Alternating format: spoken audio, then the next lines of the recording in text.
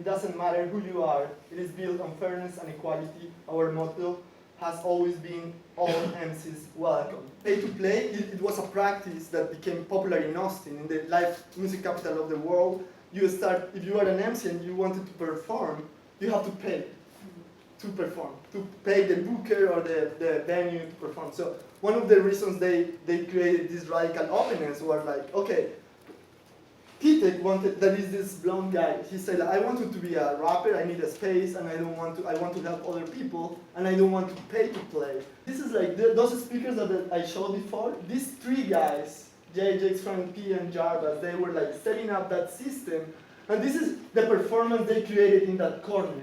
So as you can see, like, they got a crew, an audience there that actually at the end was actually recording the performance also outside. That's like the niggas doing drugs in the Cadillacs. I already said this shit before, but I ain't going hard. Like the niggas do it plus the jump over fucking cars. Let them niggas fucking cars is like a plain lion thing. The niggas at the mall copy things and buying things. But I ain't trying to buy the shit, I'm trying to talk about the shit that's in my soul. I'm about to demons back on the ground, I'm whack a mole. They like, damn, how these bitches fucking crazy flows, but I'm not lazy, though. My mama telling me I should quit rapping and get a job, but it's all up in my heart, so I will never stop. I'm trying to do this rapping shit because I got you. I ain't got nothing else, I couldn't play basketball. The doctors try to discriminate me like Adam Paul, and the people in the club try to give me alcohol. But I don't sip, I don't drink, but I do smoke a little bit. Then I got to first flows a little bit. This is a person who was a UT student who was doing a documentation.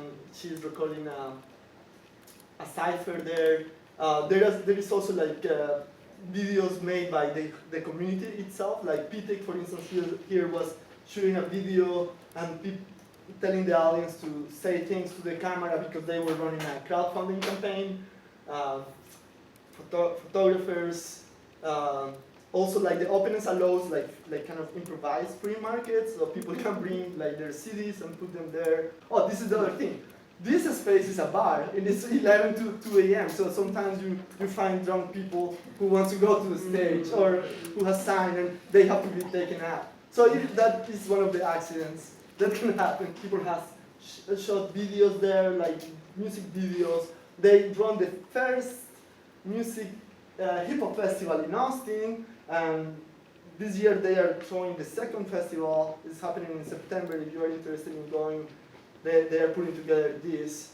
And they were very proud because in the music capital of the world, you didn't have a hip hop festival, so it was kind of their kind of innovation. It's allowing people to connect their phones, and sometimes they broadcast from SoundCloud their tracks on a stage. So it's very interesting to see that kind of network performance from the cloud, just connecting the mobile device. So it is something that has changed with the DJ. The ethos of Bandcamp is for rock bands.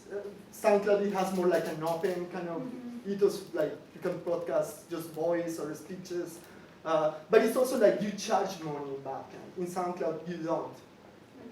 You can sell your album in Bandcamp. So it provides like a platform for earning. SoundCloud doesn't. That's the difference, the main difference. The practices of the space, so I'm just focusing on these three practices: remixing, networking, and performing. It's a painting, it's a mural about one of the Texan heritage symbols. Or it's a flag during the war against Mexico, and that says "Come and take it." If you perhaps have seen this logo in souvenirs, the phrase "Come and take it." Most of the beats that they have, because they are aspiring artists, they don't work that much often with producers. It's like they just go to YouTube, they read the beat, they put it in their phones, and then they go to the stage and play it. So they play on the top of those beats. Some of them also code them and sequence them in different ways, but most of them is like, you could say that it's plagiarizing, right? But it's part of, hip hop is like that. Networking is a very important practice that happens, especially I would say in the patio. And it's the place, one of the things about Austin is that you cannot have in other places where the weather is not very nice, is that you have patios. Well, in Portugal you have patios as well. It's like a kind of, you have a nice Mediterranean weather, so but people talk to each other when they are in patios.